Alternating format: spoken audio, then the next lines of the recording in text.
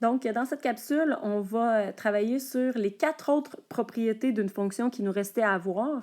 Donc, on a déjà parlé du domaine, du codomaine, de la valeur maximale et de la valeur minimale de la fonction. Maintenant, on va s'attarder aux 4 autres. Donc, la première qu'on va aborder, c'est l'ordonnée à l'origine ou encore la valeur initiale. Donc, c'est 2 synonymes dans ce cas-ci. Donc, l'ordonnée à l'origine ou encore la valeur initiale, moi, j'aime mieux utiliser le terme valeur initiale. Je trouve que c'est plus facile à comprendre. Donc, la valeur initiale ici. Donc, c'est la valeur de y lorsque x est égal à 0. Donc, puis logiquement, c'est ça. En réalité, l'année passée, on appelait ça le terme au rang 0. C'est un peu la même chose. On appelle ça autrement cette année.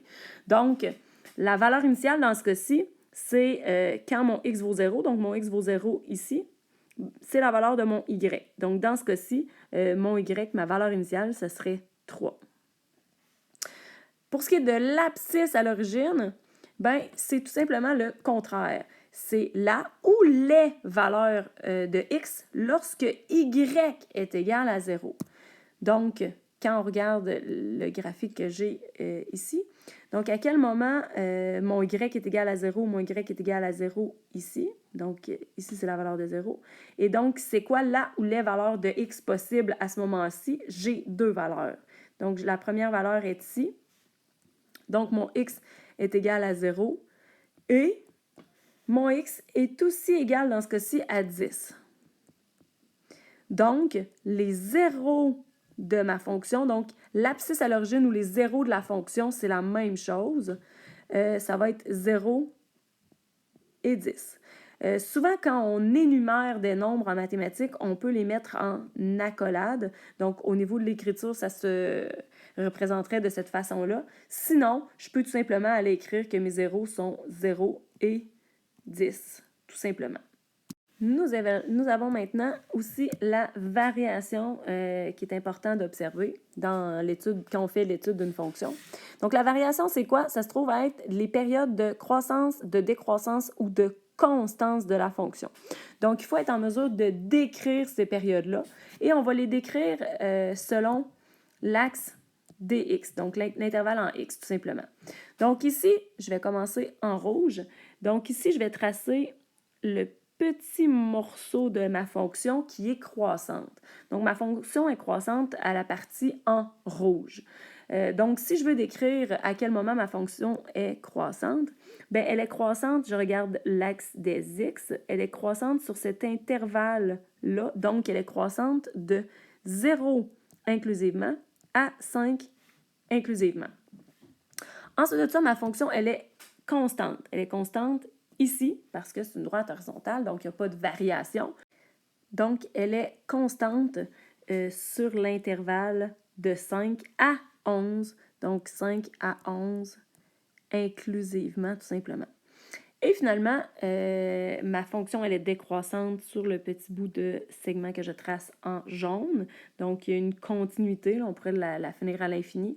Donc, ici, elle est décroissante à partir de 11 jusqu'à, et là, comme ça continue tout le temps, donc ça va être jusqu'à plus l'infini. Donc, voilà pour la variation. Et finalement, dernière chose à observer lorsqu'on fait l'étude d'une fonction, c'est le signe. Donc, une fonction est positive lorsque les valeurs en y sont positives et une fonction peut aussi être négative lorsque les valeurs en y sont négatives. Quand on va décrire l'intervalle, on va décrire l'intervalle en x, ici.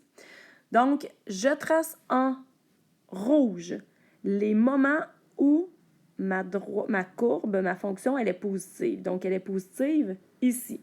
Donc, je remarque qu'elle est positive lorsqu'elle est située au-dessus de l'axe des x et c'est tout à fait normal parce que mes valeurs en y sont positives au-dessus de l'axe des x. Quand je vais venir décrire mon intervalle, donc ma fonction est positive, évidemment, là, dans ce cas-ci, c'est de moins l'infini jusqu'à 2.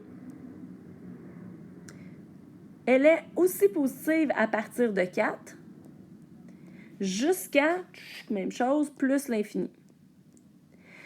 Et là, comme j'ai 2 intervalles de moments où ma fonction est positive, je vais tout simplement aller mettre le petit symbole U pour union. Donc, c'est la réunion de ces 2 intervalles-là. C'est le symbole mathématique pour réunir ces 2 ensembles-là. Et finalement, le moment où ma fonction est négative, ma fonction va être négative évidemment en dessous de l'axe des X. Donc, c'est là où mes Y sont négatifs. Donc, ma fonction est négative sur ce petit bout de fonction-là.